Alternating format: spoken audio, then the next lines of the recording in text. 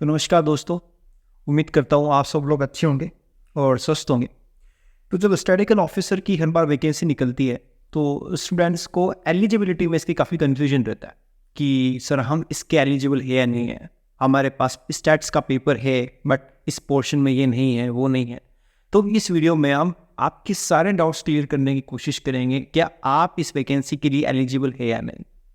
तो मैं एक एक करके जो इस वाली वैकेंसी है उसमें इंटरव्यू है नहीं, तो आपको रिटन एग्जाम से पहले आपकी एलिजिबिलिटी आपको पूरी करनी है। तो एक एक पॉइंट करके हम सारे पॉइंट डिस्कस करेंगे और हम ये जानेंगे कि आप इस वैकेंसी के लिए एलिजिबल है या नहीं, और इस वैकेंसी में क्या क्या क्राइटेरिया हैं आपको एग्जाम में बैठने के लिए ज़रूरी। ठीक है, तो शुरू करते हैं। सबसे पहले फर्स्ट पॉइंट लिखा है at least second class masters degree in economics. तो इसमें ये लिख रखा है कि आपके पास मास्टर्स डिग्री इन इकोनॉमिक्स होना ज़रूरी है। ठीक है, आपके पास मास्टर डिग्री इकोनॉमिक्स है तो आप एलिजिबल है, वो भी सेकंड क्लास, फर्स्ट डिवीजन नहीं, अगर सेकंड डिवीजन भी आप पास आउट हैं तो भी आप एलिजिबल हैं। और अब यहाँ पे और लिखा हुआ है, इसका मतलब ये है कि आप इसमें से एक भी क्राइटेरिया फुलफिल करते हैं तो आप इस वैकेंसी के लिए एलिजिबल हो जाएंगे, वो आप फर्स्ट पॉइंट को फुलफिल कर लेंगे। ठीक है, और at least second class masters degree in statistics, तो अप्लाइड मैथमेटिक्स स्टैटिस्टिक्स में अगर आपके पास मास्टर्स डिग्री है वो भी सेकंड क्लास, तो आप इस वैकेंसी के लिए एलिजिबल है। आपके स्टैट्स में अगर आप मास्टर्स करना चाहते हैं तो काफ़ी बड़े बड़े रिसर्च इंस्टीट्यूट है, for example Indian statistical institute है, वो इसमें मास्टर्स डिग्री करवाता है, तो वहाँ से अपना एमएससी करिए और कहीं से भी करिए स्टैट्स में। अगर आपके पास सेकंड डिग्री की सेकंड क्लास है तो आप इस वैकेंसी के लिए एलिजिबल है।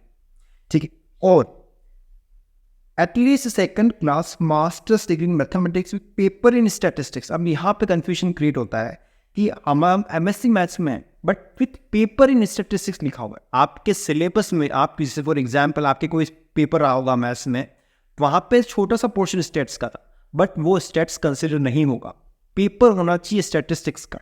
ठीक है, विथ पेपर इन स्टैटिस्टिक्स यहाँ पर क्लियरली मेंशन है। वो प्रोबेबिलिटी इन स्टैटिस्टिक्स हो सकता है, आपके साथ कुछ भी स्टैटिस्टिक्स साथ में वर्ड लिखा हुआ होना जरूरी है आपके रिजल्ट के अंदर, तो ही आप इस वैकेंसी के लिए आप एलिजिबल होंगे अगर आपके पास मास्टर्स डिग्री इन मैथमेटिक्स है।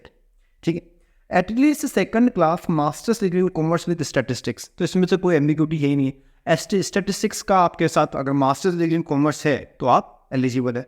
और at least second class MSc agriculture statistics from A university established by law in India or foreign qualification recognized as equivalent there to by the government. ठीक है, तो इसमें भी कोई कन्फ्यूजन नहीं होना चाहिए। और एंड, अब यहाँ पे एंड आ जाता है, यानी कि ये कंपलसरी है, RSCIT का आपके पास सर्टिफिकेट होना कंपलसरी है।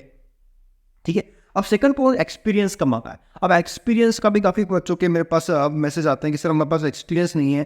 तो बेसिकली ये एक्सपीरियंस उन लोगों के लिए है जिनके पास ही वो जो अबव जो क्राइटेरिया लिखा हुआ है फुलफिल नहीं करते। ठीक है, या तो वो थर्ड डिवीजन है तो उनको एक्सपीरियंस मांगा है, तो आप पूरा पढ़ लीजिए कि experience of handling official statistics at least for 1 year in government department और रेप्यूटेड कमर्शियल और कंसर्न यूनिवर्सिटी। ठीक है, अगर आपके पास एक्सपीरियंस नहीं है और अगर आप फर्स्ट क्लास मास्टर्स डिग्री है और आपके पास PhD है, ठीक है, और आप सक्सेसफुली 2 ईयर से आपने कोई ट्रेनिंग कर रखी है स्टैटिस्टिक्स में, या तो फर्स्ट ईयर डिप्लोमा कोर्स कर रखा है कोई भी यूनिवर्सिटी से स्टैटिस्टिक्स में या इकोनॉमिक्स में कर रखा है। ठीक है, belonging to the scheduled tasks and scheduled tracks need not possess this experience। साफ साफ लिखा हुआ है, अगर आपके पास फर्स्ट क्लास मास्टर्स डिग्री है और आपके पास अगर आप SC ST कैटेगरी में आते हैं और अगर आपके पास 1 ईयर का डिप्लोमा है, ठीक है, तो ये सारे EBCD में से आप कुछ भी क्राइटेरिया फुलफिल करते हैं तो आपको एक्सपीरियंस की रिक्वायरमेंट बिल्कुल भी नहीं होगी। ठीक है, अब हम बात करते हैं एक इस बार इस वैकेंसी में इस बार ये चेंज किया है इन्होंने। पहले क्या करते थे, इंटरव्यू से पहले आपको अपनी एजुकेशन क्वालिफिकेशन फुलफिल करनी रहती थी, बट इन्होंने इस बार कहा आपको रिटन एग्जाम से पहले आपको अपनी जो एजुकेशन क्वालिफिकेशन है वो आपको पूरी करनी होगी, जो इसमें मेंशन किया हुआ है, साफ साफ लिखा हुआ है। अंतिम वर्ष की परीक्षा में सम्मिलित हुआ या सम्मिलित होने वाला व्यक्ति भी इसके लिए एलिजिबल होगा, बट उसको रिटन एग्जाम से पहले, जब भी इसका रिटन एग्जाम होगा उससे पहले आपको अपनी एजुकेशन क्वालिफिकेशन फुलफिल करने का उसको प्रूफ देना पड़ेगा वहाँ पे। ठीक है, तो सिंपल सी ये एलिजिबिलिटी है, इसमें आप अगर एलिजिबल हैं तो आप एग्ज़ाम दें, अगर आप नहीं हैं तो एग्ज़ाम मत दें, अपना टाइम खराब ना करें। ठीक है, तो ये था इसका स्टैटिस्टिकल ऑफिसर की एलिजिबिलिटी का। हो सकता है जब इंटरव्यू वापस ऐड कर दो तो वो इंटरव्यू तक करना है, बट इस बार इंटरव्यू नहीं है तो आपको रिटन एग्जाम से पहले ही इसकी एलिजिबिलिटी आपको फुलफिल करनी होगी।